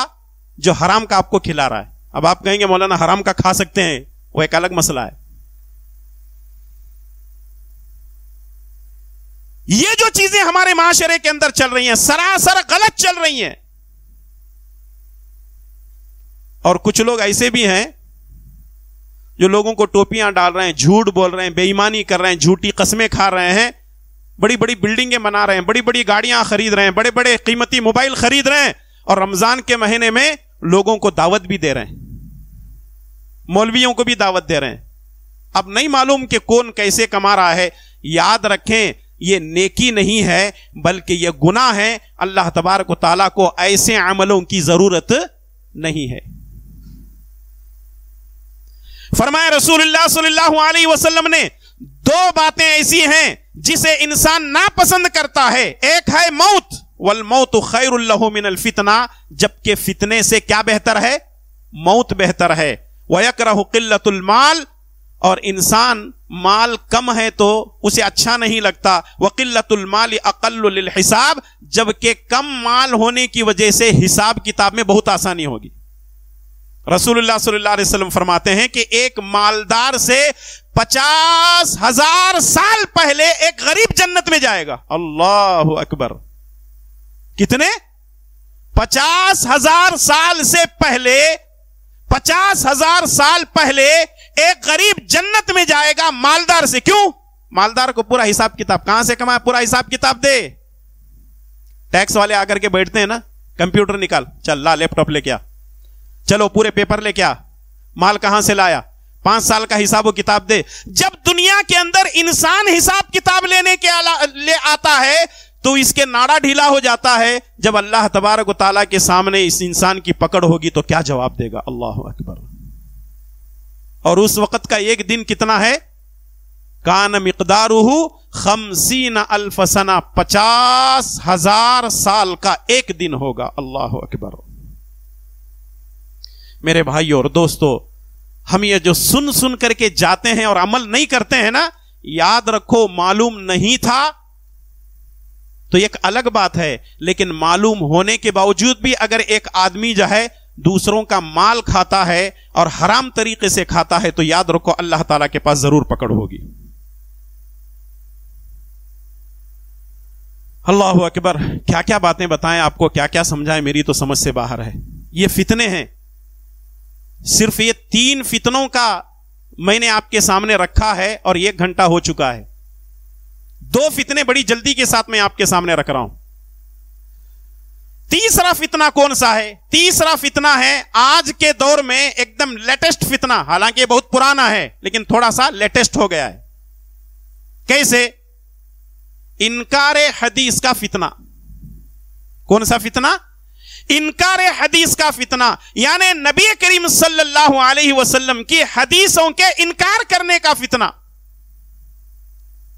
सुनन तिर्मिजी की रिवायत है, अल्लाह के प्यारे नबी जनाब मोहम्मद रसूलुल्लाह सल्लल्लाहु अलैहि वसल्लम फरमाते हैं कि अनकरीब एक ऐसा वक्त आने वाला है, किसी शख्स को मेरी कोई हदीस पहुंचेगी और वो तकिया लगा हुए मसनद पर बैठा हुआ है और कह रहा है कि हमारे सामने अल्लाह की किताब लाओ, फैसले के लिए अल्लाह की किताब काफी है। जो उसमें हलाल है हम उसको हलाल समझेंगे, जो उसमें हराम है हम उसको हराम समझेंगे। अल्लाह के नबी सल्लल्लाहु अलैहि वसल्लम ने फरमाया, जिसे अल्लाह के रसूल ने हराम किया है वो चीज भी हराम है उसी तरह जिस तरह अल्लाह तबारक व तआला ने किसी चीज को हराम किया है। और आज के जमाने में लोग ये कहते हैं अल्लाह की किताब काफी है, हदीसों की जरूरत नहीं है। कुछ लोग यहां तक कहना शुरू कर दिए हैं कुरान हमारी नजात के लिए काफी है, हदीसों के पास मत जाओ, हदीसों की वजह से फितना होता है। हम उनसे यह कहना चाहेंगे सिर्फ अल्लाह को मान लो, कुरान के साथ काफी है। मुहम्मदुर रसूलुल्लाह का इनकार कर दो क्योंकि मुहम्मदुर रसूलुल्लाह की जात से तुमको तकलीफ फितना हो जाएगा, और फिर देख लो तुम्हारी दुनिया कैसे बर्बाद होगी, तुम्हारी आखिरत कैसे बर्बाद होगी। और ऐसे लोग मौजूद हैं, टोलियां मौजूद हैं, मुनकिरीन हदीस मौजूद हैं। माफ करना, इसी मजलिस के अंदर भी हो सकता है कोई, क्योंकि ये सारे लोग आते ही हैं अहले हदीसों के पास, कहते हैं कुरान काफी है, ये हदीस देखो समझ में नहीं आती, नहीं कैसे मानना इसे। अरे तेरी अकल पे पर्दे पड़े हुए हैं, जब तुझे कोई चीज मालूम नहीं हो रही है, तेरी अकल में फिट नहीं हो रही है तो इनकार क्यों करता है? उलमा से पूछ।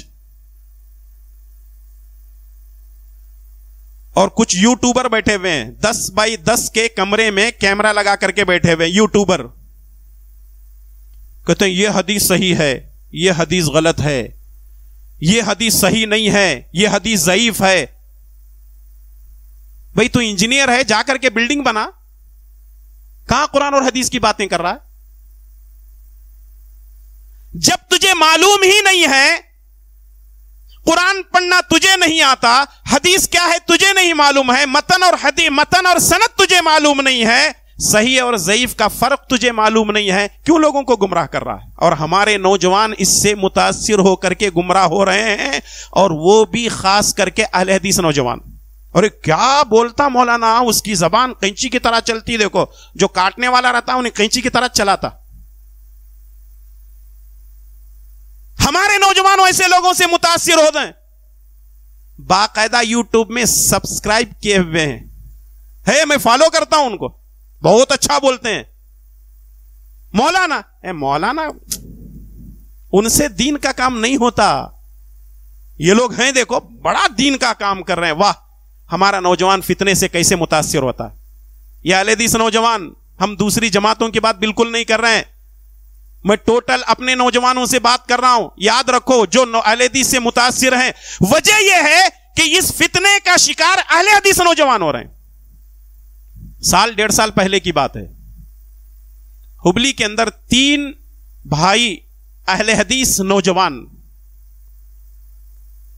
ہمیشہ میں ان کے پاس جاتا بیٹھتا، ہمارے سے ان کی بات چیت ہوتی رہتی تھی. وہ فتنے کا شکار ہو گئے، منکرین حدیث کے فتنے میں ملوث ہو گئے. اتنی لمبی لمبی داڑیاں تھی، اب وہ خشخشی داڑھی رکھ کر کے، اتنی داڑیاں رکھ کر کے گھوم رہے ہیں. کہتے ہیں کہ داڑھی رکھنا کوئی سنت نہیں ہے، نماز پڑھے تو بھی چلتا، نہیں پڑھے تو بھی چلتا. دیکھو آپ کہاں سے کہاں گیا آدمی. کہتے قرآن بالکل مانیں گے، حدیث ضرورت نہیں ہے. اچھا تو میں نے اس سے کہا ایک کام کرو، تمہارے مرنے کے بعد تمہاری نماز جنازہ نہیں پڑھاتے ہمیں، لکھ جاکو کون سی بھی نالے میں پھینک کو آتے ہیں. کیوں؟ میں نے کہا کہ پھر قرآن کریم سے نماز جنازہ پڑھ کو بتا. قرآن کریم میں کہیں نماز جنازہ پڑھنے کا ذکر ہی نہیں ہے، اس کا طریقہ بھی موجود نہیں ہے. یہ طریقہ کہاں پر ہے؟ حدیث کے اندر موجود ہے. اور لوگ اس طریقے سے انکاری بن رہے ہیں. اپنے ملک کے اندر ایک شخص ہے جو منکرین حدیث میں بڑا ماہر تھا، اور اس نے کئی کتابیں لکھی ہیں، اور اس کے خلاف کتابیں لکھی گئی ہیں. اس کا نام ہے عبداللہ چکڑالوی. اور فی الوقت ہمارے پڑوسی ملک میں ایک منکرین حدیث میں سے ایک شخص زندہ ہے، شاید آپ ان کو سنتے بھی ہوں گے، محمد حسین غامدی، نہیں بلکہ جاوید الغامدی. ہمارے نوجوان بڑے متاثر ہیں، فیس بک میں، یوٹیوب میں اس کے ویڈیو بھرے پڑے ہیں. یہ حدیث ہمیں ماننے کی ضرورت نہیں ہے. وہ سیدھے سے جو اپنی عقل کے گھوڑے دوڑاتا ہے اور حدیثوں کا انکار کر بیٹھتا ہے. ہمارے نوجوان متاثر ہو رہے ہیں. میرے بھائی اور دوستو، سوچو اور غور کرو کہ ہم کہاں جا رہے ہیں اور کون سے فتنے کے اندر مبتلا ہوتے جا رہے ہیں. اللہ کے پیارے نبی صلی اللہ علیہ وسلم نے فرمایا اوتیت الکتاب ومثلہ معہ، اوتیت الکتاب ومثلہ معہ. سنن ابو داؤد کی صحیح روایت ہے، اللہ تبارک و تعالیٰ نے مجھے کتاب دی اور کتاب کے مثل دی، کتاب کے برابر دی. یعنی اللہ تعالیٰ نے قرآن دیا اور قرآن کے برابر دیا، جس کو ہم اپنی زبان میں حدیث کہتے ہیں، سنت کہتے ہیں. آپ کی سیرت ہمارے سامنے موجود ہے، اور پورا قرآن بھرا پڑا ہے رسول اللہ صلی اللہ علیہ وسلم کی اطاعت کرنے کے بارے میں. ان سے پوچھو اطاعت کس کو کہتے ہیں، ان سے پوچھو اتباع کس کو کہتے ہیں. جب لوگ قرآن کو مانتے ہیں اور کہتے ہیں کہ ہمیں یہی کافی ہے ہماری نجات کے لیے، اصل میں یہ لوگ منکرین حدیث ہیں جو اپنے آپ کو اہل القرآن کہتے ہیں. ان فتنوں سے بچنے کی آپ بھرپور کوشش کریں، اور ایسے لوگوں کے فتنوں کو سمجھنے کی کوشش کریں. اور یاد رکھیں، اگر آپ کسی یوٹیوبر سے سنتے ہیں، چاہے وہ عالم ہو یا غیر عالم ہو، سب سے پہلے آپ یہ جانیں کہ اس کا عقیدہ کیا ہے. اگر آپ کسی یوٹیوبر سے سنتے ہیں تو پہلے یہ جانکاری حاصل کر لیں جس کو ہم سن رہے ہیں اس کا عقیدہ کیسا ہے، اس کا منہج کیا ہے، وہ کون سی جماعت سے تعلق رکھتا ہے. اگر آپ نے اس کو سنا اور اگر گمراہ ہو گئے تو یہ گمراہی آپ کے سر کے اوپر ہوگی، اس کے ذمہ دار علماء نہیں رہیں گے. جو آدمی خود گمراہ ہے وہ کبھی بھی آپ کو ہدایت پر نہیں لائے گا، آپ کو بھی ایک نہ ایک دن اپنا زہر ڈال کر کے گمراہ کر کے چھوڑے گا. جو نظر میں آ رہا ہے، اور اکثر ہم لوگ گروپ کے اندر دیکھتے رہتے ہیں، copy paste copy paste copy paste ہے، انہوں بہت اچھا بولتے ہیں، انہوں بہت اچھا بولتے ہیں، اس کا عقیدہ معلوم نہیں، وہ منکرین حدیث میں سے ہے، اس کو ہم سمجھتے ہیں کہ بہت اچھا بولتے ہیں. وہ تو صحابہ کرام کو برا بھلا بولتا ہے، ہم سمجھتے ہیں کہ بہت اچھا بولتا ہے. وہ تو ائمہ محدثین پر، مفسرین پر اعتراض کرتا ہے، اور لوگ ہمارے نوجوان کہتے ہیں کہ بہت اچھا بولتا ہے. اچھا بولنا کمال نہیں ہے، اس کا منہج، اس کا عقیدہ دیکھنا یہ بہت اہم اور ضروری ہے. اللہ تبارک و تعالیٰ ان فتنوں سے ہم سب کی حفاظت فرمائے، آمین. پانچویں اور آخری بات پر اپنی بات کو ختم کریں گے. پانچواں جو سب سے بڑا فتنہ ہے، یا فتنوں میں سے بھی ایک فتنہ ہے آپ کہہ سکتے ہیں، وہ ہے عہدے اور منصب کا فتنہ. یہ 4 باتیں تو آپ ہضم کر چکے, یہ 5ویں بات ذرا ہضم کرنا مولانا بہت مشکل ہے. عہدے کا فتنہ, منصب کا فتنہ, صدارت کا فتنہ, نظامت کا فتنہ, خزانے پر ازدہ بن کر کے بیٹھنے کا فتنہ. یہ ایسا فتنہ ہے کہ آج پوری کی پوری مسلم امت اسی میں تباہ و برباد ہو رہی ہے. پہلے یہ جو مسئلہ ہوتا تھا عمارت کا, عہدے کا, وہ ایک ایریے کے لیے ہوتا تھا. وہاں کسی کو امیر بنا کر کے بھیجتے, وہاں کسی کو ذمہ دار بنا کر کے بھیجتے. اب لوگ ساری حکومت کہاں چلا رہے ہیں؟ بول رہے نہیں, دیکھو, مسجدوں اور مدرسوں میں چلا رہے ہیں. یہ عہدہ جو ہے فتنہ بن چکا ہے. ہاں, میں یہ نہیں کہتا کہ پورے لوگ عہدے کے فتنے پہ پڑے ہوئے ہیں, ایسی بات بھی نہیں ہے. ماشاءاللہ کچھ لوگ مخلص بھی ہے, ہم ان کی قدر کرتے ہیں, عزت کرتے ہیں. یہ ان لوگوں کے لیے باتیں ہیں جو عہدے کے فتنے میں مبتلا ہیں. کچھ لوگ مخلص بھی ہیں ماشاءاللہ, خدمت کے جذبے سے کام کر رہے ہیں. اور کچھ لوگ ایسے ہیں جیسے ہی عہدے پہ آ گئے حاکم, میں بولے جیسا چلنا, میرے سامنے یہ مولوی کا علم کچھ نہیں چلتا, میرے سامنے یہ مالداروں کی کچھ نہیں چلتی, میرے سامنے فلاں اور فلاں ان کی کوئی حیثیت نہیں ہے, میں ذمہ دار ہوں, صرف میری چلے گی. اس کا مطلب یہ ہے کہ جہاں آ گیا انا وہاں سے شروع فنا. یہ عہدوں کے چکر میں آج دعوتی کام نہیں ہو رہا ہے. عہدوں کے چکر میں دعوتی کام نہیں ہو رہا ہے, ٹھپ پڑا ہوا ہے. میرے بھائی اور دوستو, اس فتنے سے اپنے آپ کو بچاؤ. جمعیتیں برباد ہو رہی ہیں, جمعیتیں تباہ ہو رہی ہیں, اوپر سے لے کے نیچے تک یہی فتنے کے اندر ہماری جماعت ملوث ہے. صحیح بخاری کی روایت ہے, ابو ہریرہ رضی اللہ تعالیٰ عنہ فرماتے ہیں رسول اللہ صلی اللہ علیہ وسلم نے فرمایا, انکم ستحرسون علی الامارہ, ان قریب تم عہدے کی ہرس اور لالچ کرو گے. وستکون ندامۃ یوم القیامہ, اور یہی عہدے کی خواہش قیامت کے دن تمہارے لیے ندامت یعنی شرمندگی کا باعث بنے گی. فنعم المرضعۃ وبئست الفاطمہ, دودھ پلانے والی اچھی لگتی ہے, دودھ چھڑانے والی اچھی نہیں لگتی. بچہ اگر دودھ پی رہا ہو, اگر اس کو چھڑانے کی کوشش کریں گے تو چلانا شروع کر دیتا ہے.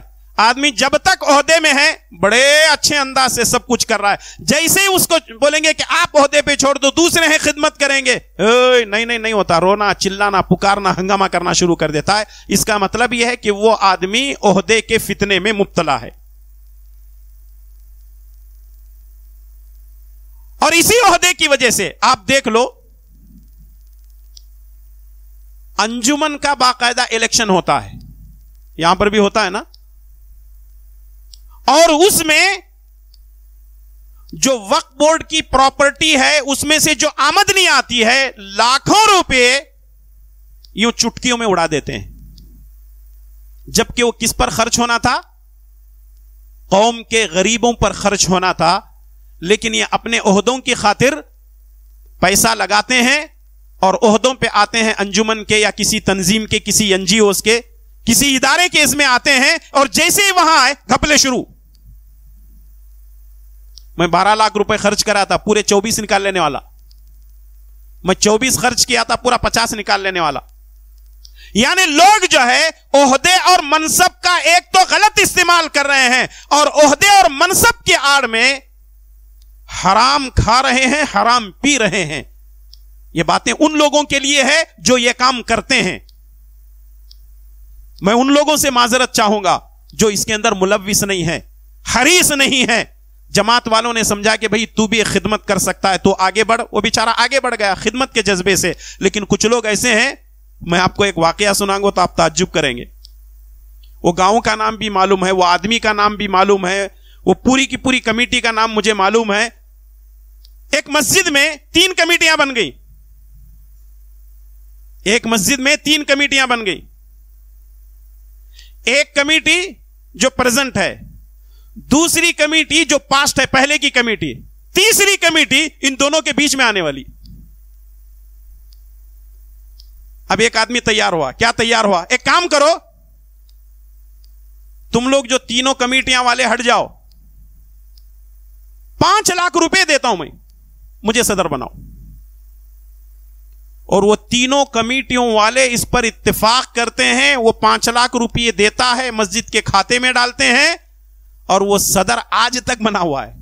मैं उसको जानता हूं, उस शख्स को बताना नहीं चाहूंगा मैं। तो ये जो चीजें चल रही हैं पैसा दे दे करके, आज मस्जिदें नहीं रही हैं, आज मस्जिदों को सियासी अड्डा बनाया गया। लोग मस्जिदों के जरिए से सियासत की सीढ़ियों पर कदम रखते हैं। याद रखिए, जो आदमी मस्जिद को सियासत के लिए इस्तेमाल करता है, अल्लाह ताला उसे तबाह बर्बाद करके रख देगा। व अन्नल मसाजिद लिल्लाहि फला तदउ मअल्लाहि अहदा, ये मस्जिदें अल्लाह के लिए हैं, ये मस्जिदों का मालिक अल्लाह है। यहां सिर्फ अगर कोई चीज हो सकती है तो वो इबादत होगी, उसके अलावा कोई चीज नहीं होगी। इसको सियासी अड्डा ना बनाओ, अल्लाह के वास्ते, अल्लाह का वास्ता मैं आपको देता हूं, और इससे बड़ा कोई वास्ता नहीं है। अल्लाह के वास्ते मस्जिदों को सियासी अड्डा ना बनाओ। हां बिल्कुल, अगर आपको कौम चुनती है, आप खिदमत के जज्बे से आइए, खिदमत कीजिए, मस्जिद की मरम्मत कीजिए, मस्जिद को आगे बढ़ाना है आगे बढ़ाइए, मस्जिद को नए से तामीर करना है तामीर कीजिए, मदरसे कायम करना है कायम कीजिए, कौम मिल्लत की खिदमत करना है कौम मिल्लत, आप बहुत कुछ कर सकते हैं मस्जिद के जरिए से। पहले मस्जिद मरकज हुआ करती थी, इसी को आप मरकज बना करके आगे चलिए, बहुत सारी खिदमतें हो सकती हैं। लेकिन अगर आप हाकिम बनकर आना चाहते हैं तो इसका मतलब यह है कि जलील होने के लिए तैयार हो जाइए। रसूलुल्लाह सल्लल्लाहु अलैहि वसल्लम ने फरमाया कि अगर कोई आदमी, लोग उसको चुन करके लाते हैं, उसके साथ अल्लाह की मदद होती है, और आदमी जबरदस्ती ओहदे पे आता है तो अल्लाह तबारक व तआला अपनी मदद को निकाल लेता है। इसका मतलब यह है कि अल्लाह ताला उसको जलील और रुस्वा करके रखता है। यह फितना है आज के दौर का, और इसी फितने के अंदर हम फंसे हुए हैं। ये 5 फितने थे जो आपके सामने पेश किए गए हैं। इन फितनों से बचने के लिए 5 काम करने हैं। पहली बात यह है, कुरान और हदीस को थामे रहें। दूसरी चीज यह है, जमात से जुड़ कर रहें। यहां एक बात मैं आपको बता दूं, कुछ लोग यह समझते हैं फलां साहब सदर बन गए, फलां साहब सेक्रेटरी बन गए, मैं मस्जिद को नहीं आता। क्यों भाई? आप नाराज किसी सदर से, किसी सेक्रेटरी से या किसी जिम्मेदार से हैं, आप अगर मस्जिद नहीं आ रहे हैं तो इसका मतलब यह है कि आप अल्लाह के घर से नहीं बल्कि अल्लाह ताला से ही नाराज हैं, इसीलिए मस्जिद को नहीं आ रहे। यह सरासर गलत बात है। आप उनको चाहते नहीं है, पसंद नहीं करते हैं, वो आदमी सही, वो एक अलग मैटर है, छोड़ दीजिए उसको। लेकिन आप मस्जिद से क्यों दूर रह रहे हैं? मस्जिद से अगर आप दूर रह रहे हैं तो यह भी एक फितना है। अगर कोई आदमी किसी शख्स को लेकर के मस्जिद से दूर होता है, जैसे मौलाना भी ऐलान कर रहे थे, क्या करके, कुछ औरतें मस्जिद में नहीं आ रही हैं, फलां फलां आवाज पुकारा करते हैं, क्यों? वो करने रहे थे उनको, वो फितने में मुब्तला होकर के वो अपनी नेकियां तबाह बर्बाद करेंगे। माए बहने से मैं ये कहूंगा कि कोई अगर आवाज शोर पुकारा करते हैं तो उनकी वजह से मस्जिद को छोड़ना यह कोई अक्लमंदी नहीं। आप आए, अल्लाह के घर में आए। तीसरी चीज यह है, अमीर की इताअत करना सीखें। हमारे पास सब कुछ है लेकिन हमारे पास अमीर की इताअत नहीं है। उन्हें अमीर, फिर मैं क्या? जैसे हमारे एक दोस्त जो है एक चुटकुला बोल रहे थे, वो हम लोग कहीं एक जगह गए हुए थे, 2 जिम्मेदार आपस में लड़ रहे थे, 2 जिम्मेदार आपस में लड़ रहे थे, तू मैं हो रही थे। एक कोने में आदमी बैठ करके हंस रहा था, आराम से हंस रहा है। उन्हें मौलाना उन्हें क्यों हंस रहा मालूम क्या? वो बोला मुझे क्या मालूम, ये दोनों जो लड़ रहे हैं इनके लड़ने से वो हंस रहा है, क्यों? अगर दोनों में से लड़ करके निकल गया तो मैं उसकी जगह पे आता हूं। क्या प्लानिंग है लोगों की? जमात से जुड़ करके रहिए, अमीर की इताअत कीजिए, कुरान करीम की तिलावत का एहतमाम कीजिए और दुआएं करते रहिए फितनों से बचने के लिए। और फिर उसके बाद फितनों से बचने के लिए जो दुआएं अल्लाह के नबी सल्लल्लाहु अलैहि वसल्लम ने बताई हैं, उन दुआओं का भी एहतमाम करते रहें ताकि हम फितनों से बचे रहेंगे। तो मुझे उम्मीद है کہ ان 5 فتنوں کو آپ نے سمجھا ہوگا اور انشاءاللہ تعالی ان فتنوں سے اپنے آپ کو بچانے کی بھی کوشش کریں گے. کیا انشاءاللہ میں دمچ نہیں تو جی، کیا ڈھیلا ڈھالا انشاءاللہ بول رہے ہیں. دیکھو اللہ تعالیٰ سے دعا کریں کہ رب العالمین ہم تمام کو دنیا اور آخرت کے ہر فتنے سے محفوظ فرمائے. اے اللہ دجال کے فتنے سے، شرک کے فتنے سے، مال کے فتنے سے، اے اللہ تبارک و تعالی ہم کو عہدے کے فتنوں سے محفوظ فرما. اے اللہ جن فتنوں کے بارے میں پیارے نبی صلی اللہ علیہ وسلم نے ذکر کیا ہے ان تمام فتنوں سے ہم سب کی حفاظت فرما. اے اللہ تبارک و تعالی ہم تمام کو تیری اطاعت اور فرما برداری کرنے کی توفیق عطا فرما.